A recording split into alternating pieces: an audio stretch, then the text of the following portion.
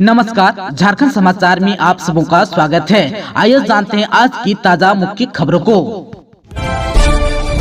झारखंड में सरना कोड को लेकर भारत बंद की पूर्व संध्या पर मशाल जुलूस, 15 करोड़ आदिवासियों की मांग, धार्मिक पहचान। सरना कोड लागू करने की मांग को लेकर आज 30 दिसंबर को बुलाए गए भारत बंद और रेल रोड चक्का जाम की पूर्व संध्या पर झारखंड की राजधानी रांची में मशाल जुलूस निकाला गया। जयपाल सिंह मुंडा स्टेडियम से अल्बर्ट एक्का चौक तक केंद्रीय शरणा समिति, अखिल भारतीय आदिवासी विकास परिषद, आदिवासी छात्र संघ, आदिवासी संघर्ष अभियान एवं कई अन्य आदिवासी संगठन इस मशाल जुलूस में शामिल थे। केंद्रीय शरणा समिति के केंद्रीय अध्यक्ष फूलचंद तिर्की ने कहा कि 15 करोड़ प्राकृतिक पूजक आदिवासियों को अब तक धार्मिक पहचान नहीं मिली है। वर्षों से आदिवासी सरना कोड की लड़ाई लड़ रहे हैं। धर्म कोड नहीं होने के कारण जबरन प्राकृतिक पूजक आदिवासी को हिंदू एवं ईसाई बनाया जा रहा है। 15 नवंबर को भारत के प्रधानमंत्री भगवान बिरसा मुंडा की जन्मस्थली उल्हातू आए थे, लेकिन उन्होंने सरना धर्म कोड के बारे में कुछ नहीं कहा। केंद्रीय शरणा समिति के केंद्रीय अध्यक्ष फूलचंद तिर्की ने कहा कि 24 दिसंबर को रांची के मोरहाबादी मैदान में जनजाति सुरक्षा मंच द्वारा डीलिस्टिंग रैली में आदिवासियों को हिंदू बताया गया। बाध्य होकर आदिवासी आंदोलन को मजबूर हुए हैं। आदिवासी संघर्ष अभियान के राष्ट्रीय अध्यक्ष सालखन मुर्मू के आह्वान पर आज 30 दिसंबर 2023 को प्राकृतिक पूजक आदिवासी रेल रोड चक्का जाम करेंगे। आदिवासी संगठनों द्वारा निर्णय लिया गया कि प्रेस, मीडिया, एम्बुलेंस, दूध, शादी विवाह एवं स्कूल बस समेत अन्य अनिवार्य सेवाओं को बंद के दौरान प्रभावित नहीं किया जाएगा। सीएम हेमंत सोरेन की घोषणा, अब 50 साल में मिलेगी वृद्धावस्था पेंशन। झारखंड सरकार की चौथी वर्षगांठ पर मोरहाबादी मैदान में आयोजित समारोह में सीएम हेमंत सोरेन ने वृद्धावस्था पेंशन को लेकर बड़ा ऐलान किया। उन्होंने कहा कि अब आदिवासी परिवार के लोगों को 60 वर्ष पूरा होने पर नहीं बल्कि 50 साल की उम्र में ही पेंशन मिलेगी।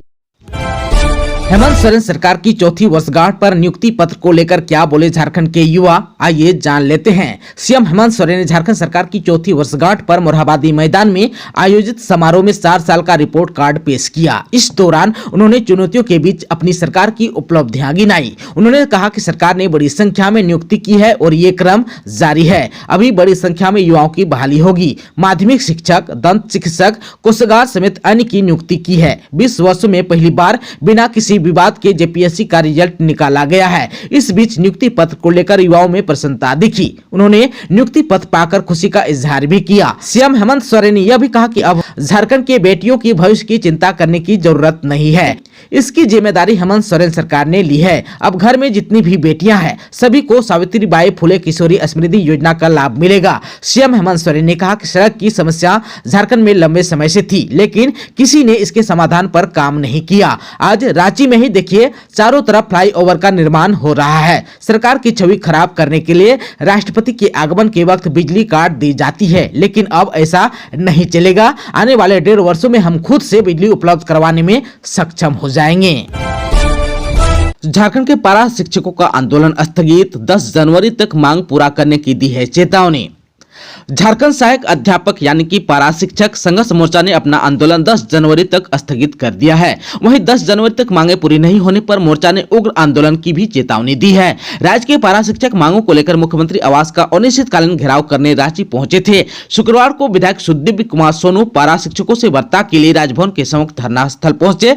विधायक ने पारा शिक्षकों को आश्वासन दिया कि सरकार उनकी मांगों पर गंभीरतापूर्वक विचार कर रही है। श्री सोनू ने 10 जनवरी के पूर्व मोर्चा की राज्य इकाई के प्रतिनिधियों के साथ वार्ता कर समस्याओं के समाधान का आश्वासन दिया। इसके बाद मोर्चा ने आंदोलन स्थगित करने का निर्णय लिया। मोर्चा की ओर से कहा गया कि 10 जनवरी के बाद शिक्षक स्कूलों में पठन पाठन कार्य ठप करेंगे। आप सबको बता दूं कि मोर्चा की मुख्य मांगों में शिक्षकों को वेतनमान देना, कल्याण कोष और एपीएफ पर जल्द निर्णय लेना, सहायक अध्यापक सेवा शर्त नियमावली में संशोधन कर शहरी क्षेत्र के विद्यालय में कार्यरत शिक्षकों के मानदेय में 4% की बढ़ोतरी करना व सेवानिवृत्ति की उम्र 65 वर्ष करना शामिल है। वार्ता में विनोद बिहारी महतो, संजय कुमार दुबे, विनोद तिवारी, सिद्दीक से ऋषिकेश पाठक, प्रद्युमन कुमार सिंह, विकास कुमार चौधरी, सुमन कुमार सिंह, नरोत्तम सिंह मुंडा आदि लोग शामिल थे। झारखंड में 1 जनवरी की शाम से कई जिलों में हो सकती है बारिश, मौसम वैज्ञानिक ने लोगों को दी है सलाह। झारखंड में इन दिनों न्यूनतम तापमान 11 से 14 डिग्री सेल्सियस रह रहा है। यह सामान्य से 2 से 4 डिग्री अधिक है। झारखंड में दिसंबर माह में दिन में गर्मी से मौसम वैज्ञानिक भी चिंतित हैं। आज 30 और 31 दिसंबर को सुबह में कोहरा छाया रहेगा और दिन में मौसम शुष्क रहेगा। हालांकि शाम में ठंड बढ़ेगी। मौसम विज्ञान केंद्र ने पश्चिमी विक्षोभ के सक्रिय होने के कारण 1 जनवरी की शाम पलामू सहित राज्य के पश्चिमी इलाकों में हल्के और मध्यम दर्जे की बारिश होने का अनुमान लगाया है। पलामू से चला यह बादल 2 जनवरी की शाम तक रांची और आसपास के कई इलाकों में छा जाएगा। इससे राज्य के कई इलाकों में गर्जन के साथ हल्की बारिश हो सकती है, जबकि 3 और 4 जनवरी को पूरे झारखंड में बादल छाए रहने और हल्के व मध्यम दर्जे की बारिश होने का अनुमान है। मौसम वैज्ञानिक अभिषेक आनंद के अनुसार बारिश के कारण पूरे राज्य में सुबह से ही घना कोहरा छाया रहेगा। श्री आनंद ने लोगों से खासकर वाहन चालकों को कोहरा रहने की स्थिति में सावधानी बरतने की सलाह दी है। घना कोहरा मुख्य रूप से मैदानी इलाके, जंगली इलाके, हाईवे और इसके आसपास के क्षेत्र, ग्रामीण इलाकों में ज्यादा रहने की संभावना है। इधर जो है शुक्रवार को रांची का अधिकतम तापमान 24.2 डिग्री और न्यूनतम तापमान 12.1 डिग्री सेल्सियस रिकॉर्ड किया गया। वहीं जमशेदपुर का अधिकतम तापमान 27.1 डिग्री और न्यूनतम तापमान 13.6 डिग्री रिकॉर्ड किया गया। वहीं मेदिनीनगर का अधिकतम तापमान 26.4 डिग्री और न्यूनतम तापमान 10.8 डिग्री सेल्सियस रहा। पश्चिमी सिंहभूम के कुल्हान जंगल से 3 किलो का आईडी बम बरामद किया गया नष्ट। पश्चिमी सिंहभूम के कुल्हान जंगल में चल रहे नक्सल विरोधी अभियान में लगातार सुरक्षा बलों को कामयाबी मिल रही है। शुक्रवार को भी सुरक्षा बलों ने नक्सलियों के मंसूबे पर पानी फेर दिया। शुक्रवार को टोंटो थाना क्षेत्र के पटाता रोबा और तमहाका जंगली इलाकों में अभियान के दौरान सुरक्षा बलों ने 3 किलो का आईडी बम बरामद किया। बाद में आईडी को उसी स्थान पर बम निरोधक दस्ते की मदद से सुरक्षात्मक तरीके से विस्फोट कर नष्ट कर दिया। मालूम रहे कि कुल्हान जंगल में बड़े माओवादी नेता सक्रिय है, जिनकी तलाश में सुरक्षा बल के जवान लगातार अभियान चला रहे हैं। वहीं दूसरी तरफ माओवादी पुलिस पार्टी को नुकसान पहुंचाने के लिए आईडी प्लान कर रहे हैं, लेकिन सुरक्षा बल के जवान हर बार नक्सलियों को मात दे रहे हैं। गिरिडीह में सामूहिक दुष्कर्म की घटना के विरोध में भाजपा महिला मोर्चा ने सीएम का पुतला फूंका। पलामू में इलाज कराने आई महिला के साथ सामूहिक दुष्कर्म की घटना के विरोध में शुक्रवार को शहर के टावर चौक पर भाजपा महिला मोर्चा की संगीता सेठ के नेतृत्व में प्रदेश मंत्री विनीता कुमारी, शालिनी बस्खियार, सोनिया कौशिक, मीना गुप्ता, गुड़िया देवी, अंजना मिश्रा, यशोदा देवी समेत भाजपा महिला मोर्चा के कई नेता और कार्यकर्ताओं ने टावर चौक पर हेमंत सरकार का पुतला दहन किया और हेमंत सरकार विरोधी नारे भी लगाए। बता दें कि इस सामूहिक दुष्कर्म की घटना में डीसी और एसपी के ऑफिस के 2 ड्राइवरों को गिरफ्तार किया गया है। महिला मोर्चा की अध्यक्ष संगीता सेठ ने हेमंत सरकार को जनता को ठगने वाला सरकार बताते हुए कहा कि लूटने के मकसद से आई सरकार के शासन में अब महिलाएं और बेटियां सुरक्षित नहीं रह गई है, क्योंकि गुमला डीसी और एसपी के चालक ने ही दुष्कर्म किया और हेमंत सरकार ने अधिकारियों को निर्देश तक नहीं दिया कि दोनों के खिलाफ कार्रवाई कर सके। इधर पुतला दहन में भाजपा महिला मोर्चा के कई नेता और कार्यकर्ता शामिल हुए हैं। सरकार न नियोजन नीति बना सकी न उद्योग नीति, सुदेश महतो ने कहा। सुदेश महतो ने कहा कि सरकार के 4 साल पूरे हो गए, पर 4 सालों में सरकार न नीति पर काम कर सकी न ही नियोजन पर। सरकार न नियोजन नीति बना सकी न उद्योग नीति। इस अवसरों का लाभ लेने वाले नौजवान छात्रों पर इसका सीधा असर पड़ा। इस राज्य में 7 लाख से ज्यादा रजिस्टर्ड बेरोजगार हैं। नौकरी न मिलने पर 8 लाख से ज्यादा पलायन कर गए। नीतियों के लिए मांग कर रहे पारा टीचर 4 साल पहले भी सड़क पर थे और आज भी सड़क पर ही हैं। सुदेश महतो ने गिना दी सरकार की इतनी नाकामियां, कहा खराब कर दिया 10 सालों का भविष्य। एक तरफ हेमंत सरकार के 4 साल पूरे हुए, दूसरी तरफ विपक्ष सरकार की नाकामियों को गिनवाने का काम कर रही है। इसे लेकर आज सुप्रीमो सुदेश महतो ने पार्टी मुख्यालय में प्रेस वार्ता की। सुदेश महतो ने सरकार के 4 साल पूरे होने पर एक वीडियो रिपोर्ट प्रस्तुत किया। इस वीडियो में सुदेश महतो ने पॉइंट्स के माध्यम से सरकार की खामियां गिनाई।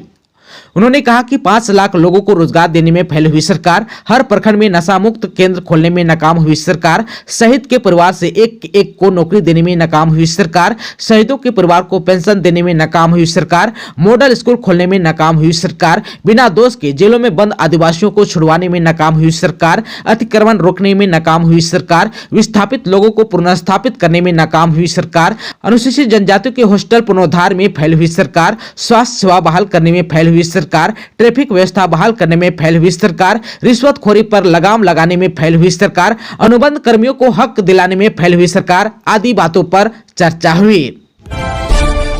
राज्यपाल सीपी राधाकृष्णन ने झारखंड विनियोग अधिनियम 2023 को दी स्वीकृति।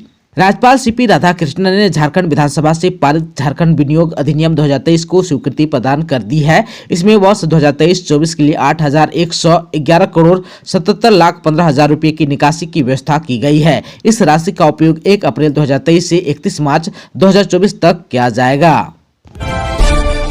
2024 लोकसभा चुनाव को लेकर पुलिस पदाधिकारियों को दिया गया प्रशिक्षण।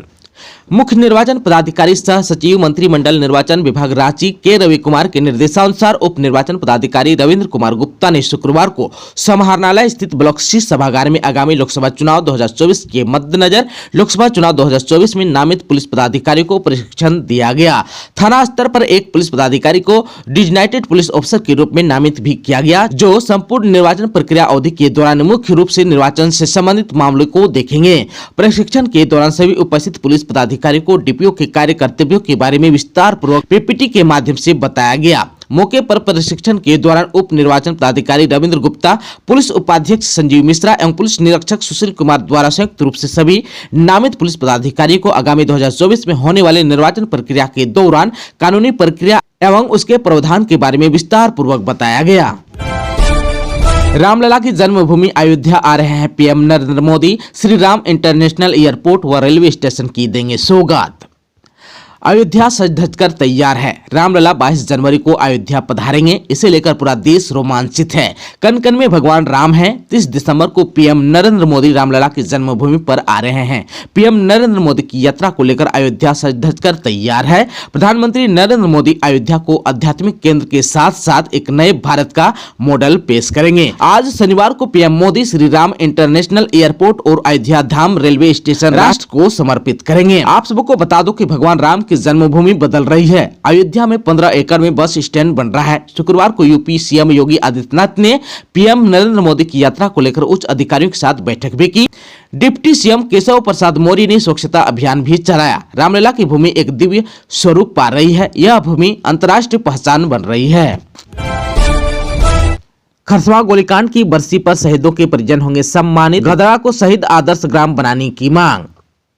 खरसवा गोलीकांड की बरसी 1 जनवरी 2024 को है। इस दिन कार्यक्रम का आयोजन पर शहीदों को उनके बलिदान के लिए नमन किया जाता है। झारखंड के जमशेदपुर प्रखंड क्षेत्र से शहीद हुए 4 लोगों के परिजनों को 1 जनवरी को अंग वस्त्र देकर मां निरसो सेवा समिति सम्मानित करेगी। समिति के संयोजक बिरजू पात्रो ने बताया कि उनकी अगुवाई में तुपुडांग के शहीद गुमांग सामद, डुमका गोड़ा के शहीद चमरू सामद, गोविंदपुर के शहीद सुखा भूमिज और गदरा के शहीद शिबू हेमरम के परिजनों के घर जाकर उन्हें अंग वस्त्र देकर सम्मानित किया जाएगा। इधर जो है समिति का एक प्रतिनिधिमंडल विधायक मांगल कलंदी से मिलकर गदरा गांव को शहीद आदर्श ग्राम बनाने की मांग करेगा।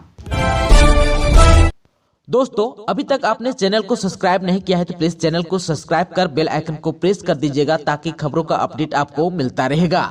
इसके साथ ही आज के खबरों में बस इतना ही। हमें दीजिए इजाजत। नमस्कार।